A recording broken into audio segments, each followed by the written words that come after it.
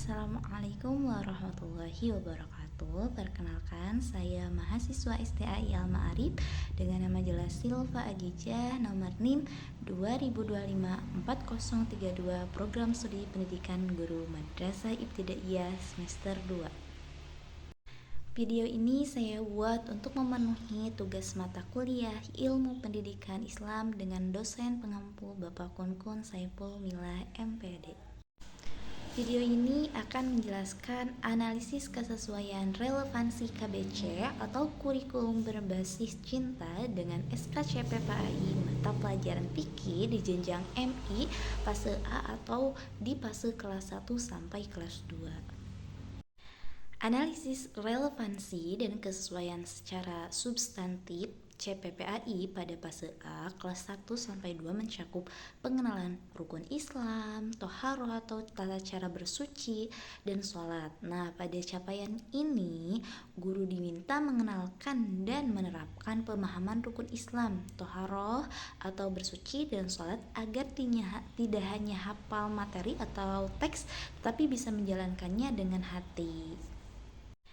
Analisis relevansi dan kesesuaian secara substantif CPPAI pada fase A kelas 1 sampai 2 mencakup pengenalan rukun Islam, toharoh atau tata cara bersuci, dan sholat. Nah, pada capaian ini, guru diminta mengenalkan dan menerapkan pemahaman rukun Islam, toharoh atau bersuci, dan sholat agar tidak hanya hafal materi atau teks, tapi bisa menjalankannya dengan hati. Dari analisis tersebut adanya tingkat kesesuaian. Nah, tingkat kesesuaiannya yaitu moderat atau secara materi keduanya sangat relevan karena KBC membutuhkan suatu wadah yaitu syariat agar cinta tidak meluap tanpa arah. Sementara pada CPPAI membutuhkan ruh atau cinta agar ibadah tidak menjadi beban mekanistis bagi anak usia rentan 7 sampai 8 tahun. Terlebih anak umur 7 sampai 8 tahun masih sangat memerlukan bimbingan dengan penuh keteladanan agar pembelajaran tidak mentok pada hafalan teks tapi bisa mengamalkan konteks untuk pengamalan sehari-hari.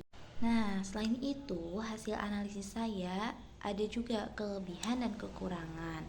Kelebihan KBC yaitu strukturnya jelas. CPPAI memberikan panduan teknis yang sistematis tentang apa yang harus dipelajari, misalnya tata cara wudhu. Dan pada kurikulum berbasis cinta ini, guru tidak fokus pada penilaian hafal pada anak, tapi juga ditekankan agar pengamalan berwudhu merupakan cara mencintai diri sendiri, agar diri sendiri dicintai dan kepada Allah melalui bersihnya anggota badan saat akan melaksanakan ibadah kepada Allah. Nah, untuk dari sisi psikologis, kelebihannya KBC itu mengisi celah emosional, yaitu memastikan anak tidak merasa takut salah, melainkan merasa sedang bersiap-siap menemui kekasih saat berwudu.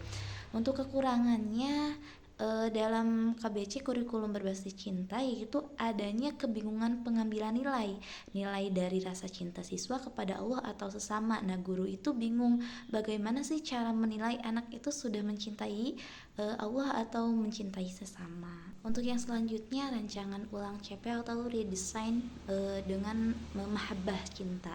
Nah, saya mengambil satu elemen CP fikih tentang toharoh yaitu bersuci dan merancangnya ulang agar lebih bernapaskan mahabbah atau rasa cinta.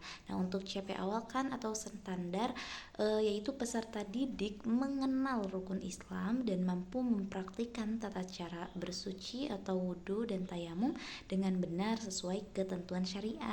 Nah, kata hanya mengenal di KBC akan diganti menjadi peserta didik mampu menghayati aktivitas bersuci sebagai bentuk kerinduan untuk menghadap Allah, mempraktikkan wudhu dengan rasa syukur dan kelembutan, serta harus memahami bahwa menjaga kesucian adalah cara merawat diri sebagai pemberian yang dicintai Tuhan. Alasan perubahan kata kerja yaitu ada operasional, ya, menggunakan menghayati dan merawat. Nah, kenapa menggunakan menghayati dan menggunakan merawat? bukan sekedar mempraktikkan ya, agar anak bukan hanya sekedar mempraktikkan konteks tersebut. Nah, untuk dari sisi emosional, yaitu menghubungkan air wudhu dengan rasa syukur, bukan sekedar menggugurkan kewajiban. Nah, kalimat terawat juga bisa juga ditanamkan. Nah, kalimat rawat tersebut juga bisa ditanamkan kepada cinta terhadap alam sekitar, karena dengan menghemat air, konteks tersebut juga diajarkan oleh Rasulullah. Diajarkan seperti bagaimana, diajarkan di mana Rasulullah juga sangat menghemat air atas dasar cintanya kepada alam sekitar. Jadi sudah jelas Rasulullah juga mengajarkan rasa cinta kepada umatnya terhadap apa, terhadap alam semesta.